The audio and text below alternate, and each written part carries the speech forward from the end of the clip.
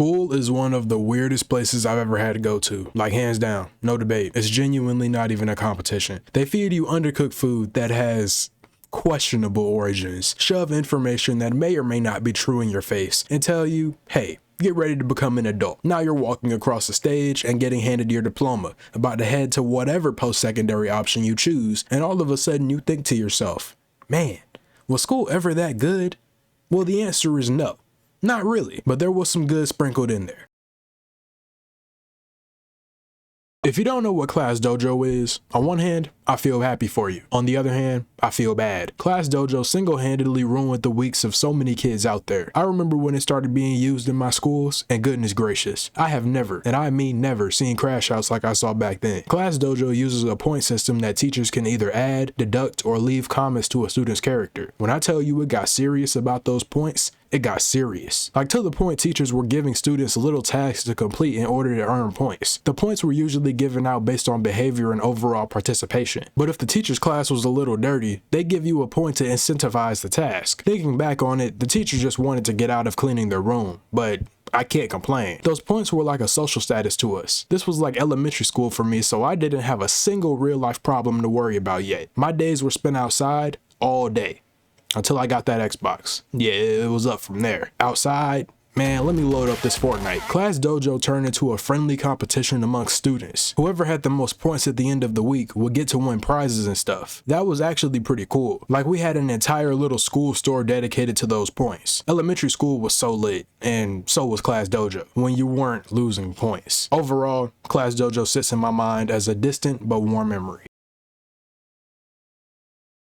GoNoodle is so strange, yet it's so invigorating. It feels like a fever dream whenever I think about it, and I mean, for good reason. We were watching a person in a moose costume doing children's line dances, but for some reason, Popsicle was able to completely override the outrageousness. Hey, I'm not complaining. I remember being so confused the first time my teacher put this on. I was lost, but intrigued at the same time. Like, you want me to get up and dance with this moose? And guess what I did? I sure did get up and dance with the moose. It was pretty much just a brain break. It even got to the point where they were replacing recess with GoNoodle. Indoor recess was honestly pretty cool. Can't say it be going outside, but it was pretty up there. After I left elementary school, I never really thought about this stuff. But now that I'm a bit older, it's kind of cathartic. I swear, you've never lived until you were caught between the decision to get up and dance or stay sitting down. I was a pretty reserved kid. Who am I kidding? I'm still pretty reserved. So when I did actually decide to stand up and dance, it was once in a while. But when I did, it was ridiculously fun. Kind of like brain pop. It makes you forget you're in school. Any worries you had just disappeared. Whether it was a test you just had taken or something entirely different. GoNoodle was the strangest thing I've ever had to use, but it's been cemented in my mind. Like, I really want y'all to think about it. What looks to be a 6-foot moose had us dancing and having the time of our lives. Wild when you think about it, but Barney exists, so I guess it's not that crazy. Before I continue this video, I just want to say thank you to the community and everyone who's ever given me a watch. It's appreciated more than you know, and I couldn't be more thankful. I've got a lot of plans for this channel heading into the future, and a lot of stuff I want to talk about. Again, thank you for tuning in, but anywho, back to the video. ABCya was genuinely the peak of school.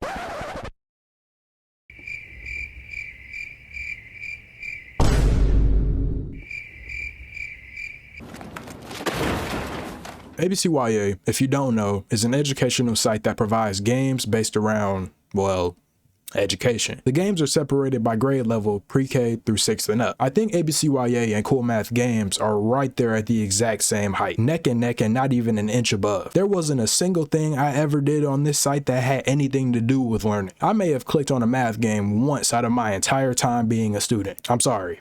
Or rather, I'm not sorry. There was nothing like loading up ABCya, clicking 6th grade plus, and going straight to the strategy and skills section. Obviously, it was during our free time. Exclusively during our free time and never any other time. I definitely didn't get caught on ABCya and almost had my mom called. Nah, that didn't happen. Totally.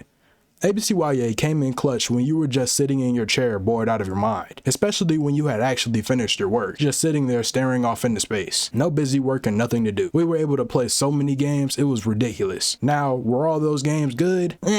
they were alright, but the games that were good were really good. They remind me of those really simple mobile games that work incredibly well, like Candy Crush and Fruit Ninja, stuff like that. We had the Dirt Bike games, 2048, Math, Basketball, Fact, Aqua Thief, Golf, Let Me Grow. It's funny because that's only the tip of the iceberg. These games are so iconic that I have them instilled in my mind, as if they were games on an actual console.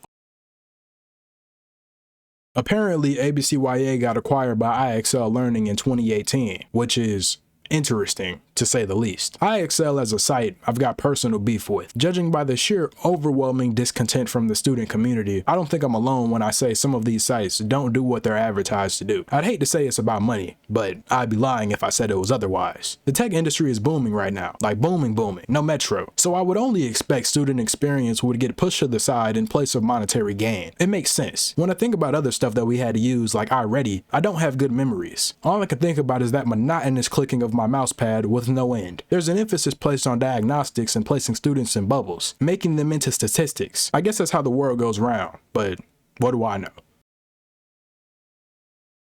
Before I wrap this video up, I want to talk about one more site. USATestPrep just might be one of the single most boring websites I've ever had to use. I promise you, it's not even a competition. I thought iReady was boring, but this is dastardly. If that doesn't sound familiar to you, it's probably because USATestPrep merged with Education Galaxy, becoming what is now known as Progress Learning, which is something I'll talk about more in another video. It's been such a long time since I've used this, but I can still remember what it felt like. If you don't know what USATestPrep is, it's exactly what it sounds like. A website that's used to make students practice test taking, with the single most repetitive, mundane, and extraordinarily boring way of doing so. I've never seen anything like it. It's so boring to the point where you'd rather count individual granules of sand. I'd rather listen to the most monotone teacher teach me how to do derivatives than ever do this again. You just sit there answering questions over and over again. If this was something that was only used for tests, no big deal. A necessary evil, if you will. But no, this was something that was used on a fresh Monday morning straight off of the weekend. The test already sucked as it was, and this sorry excuse for practice surely didn't help. In order to truly create beneficial ed tech, as it's called, the students have to be at the forefront of the experience, not what teachers think students need.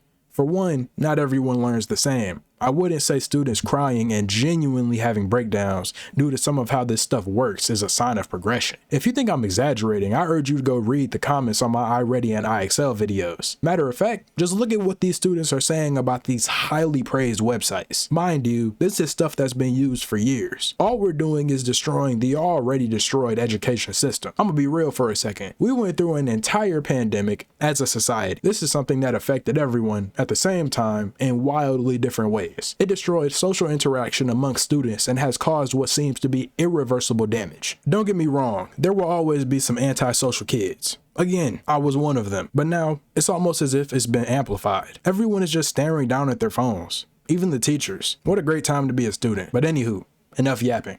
Thank you for watching.